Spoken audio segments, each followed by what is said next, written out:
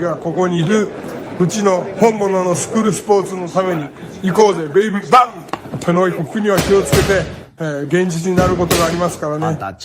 Alright, so we're going to go ahead and continue the long-standing tradition of covering Japanese boxing here on True School Sports. True School Sports, the #1 source for Japanese boxing in America. From an American, arigato gozaimasu. Thank you to everybody for coming out, watching, and showing that love and support that we all have for the sport of boxing. Now listen, I had a chance to go back and rewatch Kenshiro Teraji versus Ricardo Sandoval. It was an awesome fight. It was a fight that I really enjoyed. Respected both men for stepping up to the plate and making a really good fight happen for the boxing fans.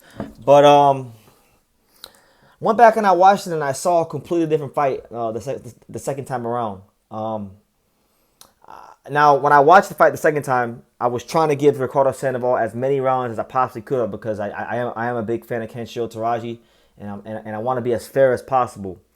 So I went back and I watched it and it was a completely different fight than what I saw the first time, because what I saw the first time, and I think the commentators might have skewed my perception of the fight, I saw Ricardo Sandoval not allowing Kenshiro to sustain his offensive attack the way he normally does. And for that reason, I thought it was a close fight the first time. But watching it a second time, I saw a whole different fight. And I thought Kenshiro won the fight pretty clearly. I thought Kenshiro won 8. And if I give him one of the swing rounds, I thought he won 8, possibly even 9 rounds. Because when I went back and I watched it, what I saw one fighter in Kenshiro Teraji who did he get hit cleanly plenty of times by Sandaval? Yes, Sandaval was able to counter him. Sandaval was able to throw the lead straight right hand and land. He landed some really good single shots. But that was precisely my problem in the second viewing of the fight, was that a lot of the shots that Sandaval landed were single shots. He did not even hurt Kenshiro. Like his punch, and that was his biggest problem. His biggest problem in the fight was that he couldn't hurt Kenshiro. Whenever he would land, his punches were not troubling Kenshiro at all. And while his punches weren't troubling Kenshiro, what I saw from Kenshiro was I saw Kenshiro's punches visibly troubling Ricardo Sandoval. And Kenshiro, I think, he had a lot of success with his body work in this fight, particularly in rounds 6, 11, and 12. Those 3 rounds in particular, Kenshiro was landing body shots that visibly were troubling Ricardo Sandoval. So I look at Ricardo Sandoval, who did do some good boxing, but he was landing a lot of single shots. And his punches weren't really doing anything to Kenshiro. Kenshiro threw more punches. His punches were more effective. They backed up Ricardo Sandoval. Even though he was a smaller guy, he had more success pushing him back, hurting him, and being the more effective puncher. And I really feel to the core of my bones that they took this fight from Kenshiro. I feel like the powers that be in boxing, for whatever the case may be, they don't want him with the belt no more. They feel like, you know what, we got other plans for this division, and they don't involve Kenshiro.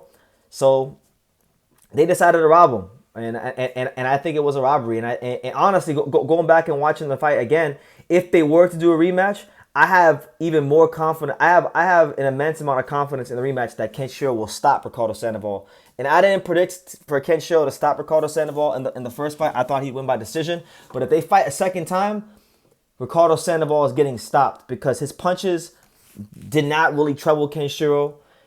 And Kenshiro knows that if he goes back and he watches the fight, which I'm sure him and his team will, they're going to see that in rounds 6, 11, and 12, Ricardo Sandoval did not like that body work. He was wincing.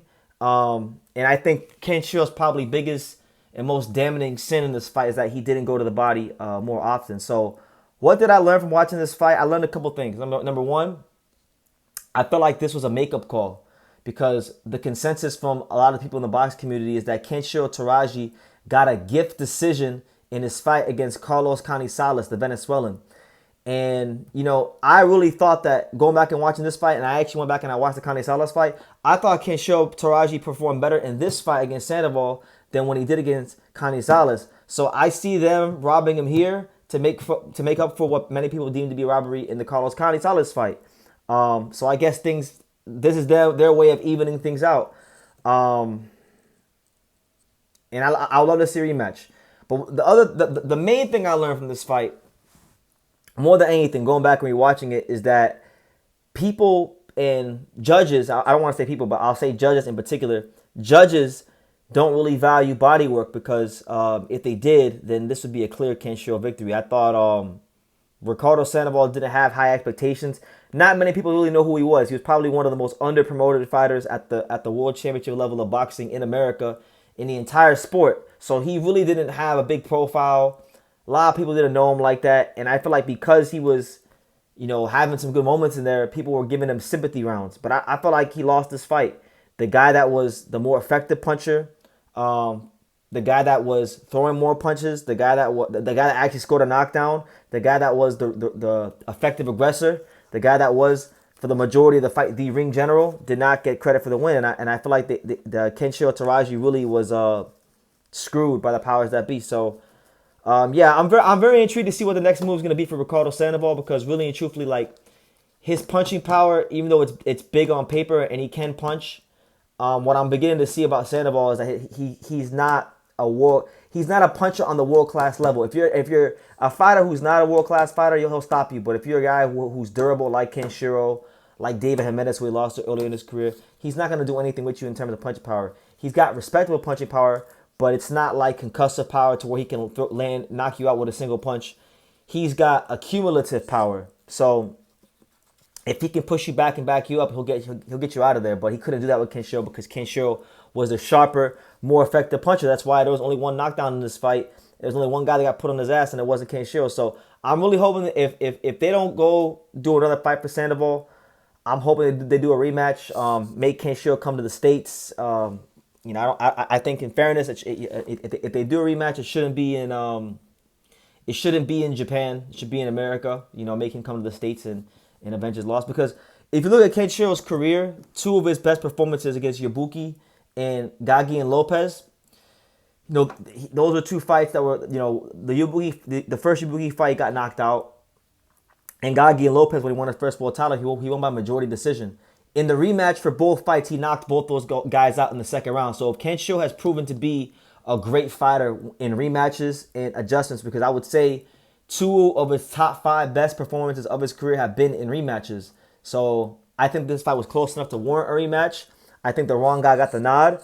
And I think Kenshiro will 100% stop Ricardo Sandoval on the rematch, because he knows now that Ricardo Sandoval is not punching like that. And he knows what he needs to do to get him out of there. And I'll tell you this, man. Like, I give Sandoval credit for, being competitive in this fight. I give him credit for always being a really good fighter. But I'd give him, like, even more credit for beating him in a rematch, because Kenshiro has never lost a rematch. He's undefeated in rematches, and he's never even gone past the second round in any rematch he's ever been in. I think all his rematches have ended in 2 or 3 rounds. So he doesn't lose rematches, and he doesn't go past the second or third round rematches. So pay them both double. It was a great fight, and let's see who's who in the rematch. But I'm making this video to say, look, it was a great fight, high level.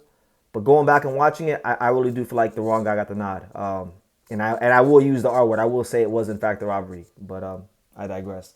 Let me know what you guys think in the comments down below. Make sure you guys take time to subscribe. And like I say in every single one of these videos, you can love me or you can hate me.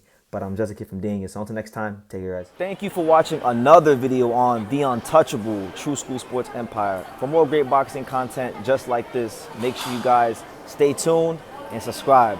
You won't be disappointed.